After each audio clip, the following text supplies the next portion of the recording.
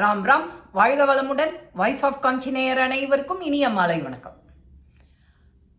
இன்னைக்கு நாம் பார்க்க போகிறது இன்னொரு வித்தியாசமான பதிவு. எல்லாருக்குமே ரொம்ப பிடிக்கும். சாப்பாட்டு ராமன்னு பேர் வந்தது எப்படி? இலங்கையில் போரெல்லாம் முடிச்சுட்டோ நம்ம ஸ்ரீராமர் என்ன பண்ணுறார், தன்னோட பரிவாரங்களோட ராமர், சீதா, லக்ஷ்மணன், விபீஷணன், அனுமார் வானரப்படைகளோட திரும்ப வந்துட்டுருக்கார். திரும்ப வந்துட்டு இருக்கும்போது பரத்வாஜ முனிவர்கிட்ட ஆசீர்வாதம் வாங்கிட்டு போகலாம். காட்டுக்கு போகிறதுக்கு முன்னாடி, வனவாசம் போகிறதுக்கு முன்னாடி அவர் ஆசீர்வாதம் வாங்கிட்டார். இப்போ அதெல்லாம் முடிஞ்சு நம்ம போர் முடிஞ்சு நாட்டுக்கு போகிறோம், அவர்கிட்ட ஆசீர்வாதம் வாங்கி போன்ட்டு போகிறார். அப்போது பரதன் ராமர்கிட்ட சொன்னது நினைவுக்கு வருது.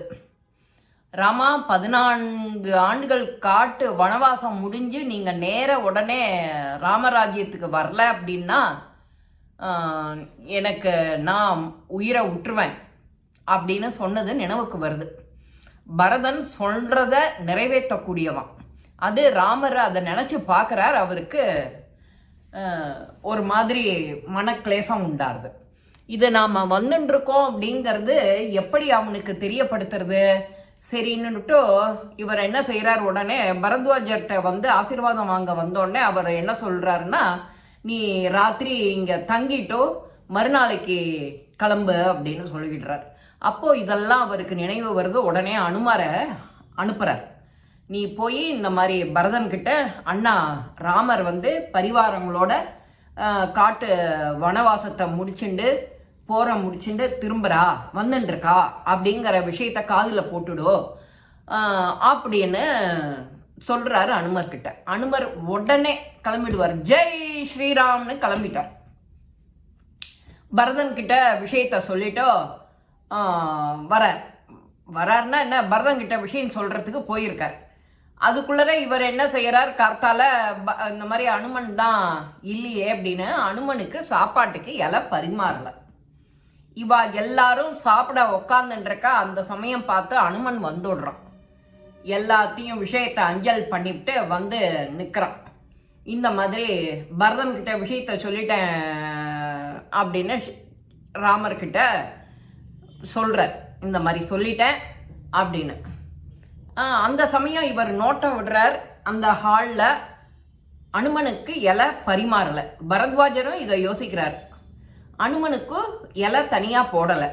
அவர் யோசிச்சுட்டே இருக்கும்போது இவாளுக்கு இலையில பரமாறின உடனே இவரும் வந்துடுறார். ஜெய் ஸ்ரீராம் அப்படின்ட்டு அனுமார் வந்துடுறார். ராமரும் இதை கவனித்த உடனே என்ன பண்ணுறார், இலையில மேல் பாகத்தை, அங்கே தானே காய்கறி பழங்கள் எல்லாம் பரமாறக்கூடிய இடம், இலையோட மேல் பாகம். இலையோட அடிபாகத்தில் தான் எப்போதும் அன்னம், பருப்பு, சாம்பார், பாயசம் அந்த மாதிரி வைக்கிற வழக்கம் இல்லையா? இது மாறாது இந்த ப்ரொசீஜர்.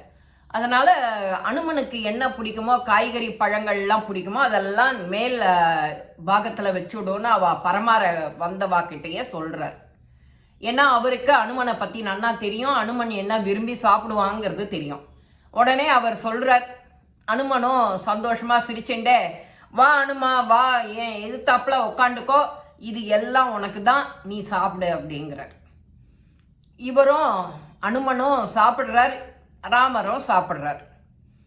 அனுமன் என்ன சாப்பிடுவாங்கிறது தெரியும். அதனால் அவளும் கரெக்டாக அதெல்லாம் கொண்டு பரிமாறுறா. இவரும் சாப்பிட, அனுமரும் சாப்பிட அந்த அந்த பதார்த்தங்கள் வைக்க வைக்க வைக்க தீந்து போய்டுறது அனுமர்கிட்ட. இவ அது முடிஞ்ச உடனே, சாப்பிட்ட உடனே எழுந்துக்கிறா. அப்போ அவர் சொல்றார், இந்த மாதிரி ராமருக்கு எதிர்த்தாப்புல அனுமனை சாப்பிட உக்காண்ட காரணத்தினால ராமரை சாப்பாட்டு ராமன்னு சொல்ல ஆரம்பிச்சுட்டா எல்லாரும். இலையில வைக்கிறதெல்லாம் டக்கு டக்கு டக்குன்னு காயும் கனியும் காலி ஆயிடுது. அதனால நீ எப்போ பார்த்தாலும் சாப்பாட்டு ராமன்டா நாம் சொல்லுவோம், சொலவிட வழக்கில் சொல்லுவோம், திட்டுவோம், சாப்பாட்டு ராமனாட்டம் சாப்பிட்டுட்டே தூங்கிகிட்டே இருக்காத அப்படின்னு. வேலையெல்லாம் செய்யி, உடம்பு வணங்கி வேலையெல்லாம் செய்ய, சாப்பிட்டுட்டே இருக்காத சாப்பாட்டு ராமா அப்படிம்போம். அந்த சாப்பாட்டு ராமனுக்கு கதை எப்படி வந்ததுன்னா இப்படி தான். தன்கிட்ட இலை வச்சிருக்கிறத அப்படியே அனுமான் வந்திருக்கான். அனுமனுக்கு தனியா இலை போடலைன்னு உடனே வா வந்து உட்காரு, என்னோட மேல் பாதி இலையில உனக்கான பதார்த்தங்கள் இருக்கு, நீ சாப்பிடு அப்படின்னு சொல்லி அழைச்ச அந்த ராமனை, சாப்பாட்டுக்கு அழைத்த அந்த ராமனை சாப்பாட்டு ராமன்னு சொல்லி முடிச்சிட்டோம் நாம. இந்த மாதிரி தவறான வழக்கங்கள் நம்ம கிட்ட அந்த போதனையினால நம்மளும் அந்த சாப்பாட்டு ராமன்னா மூக்க பிடிக்க சாப்பிட்றது அப்படின்னு அவன் விருந்து அவனுடைய அத்தியந்த நண்பனை கூப்பிட்டுருக்கான். அனுமன் யாரு? அத்தியந்த நண்பன் தானே. அந்த நண்பனை கூப்பிட்டு நீயும் என்னோட இலையில சேர்ந்து சாப்பிடு. இந்த பாக்கியம் எப்பேற்பட்ட பாக்கியம், இது எத்தனை பேருக்கு கிடைக்கும்? அனுமனுக்கு கிடைச்சது.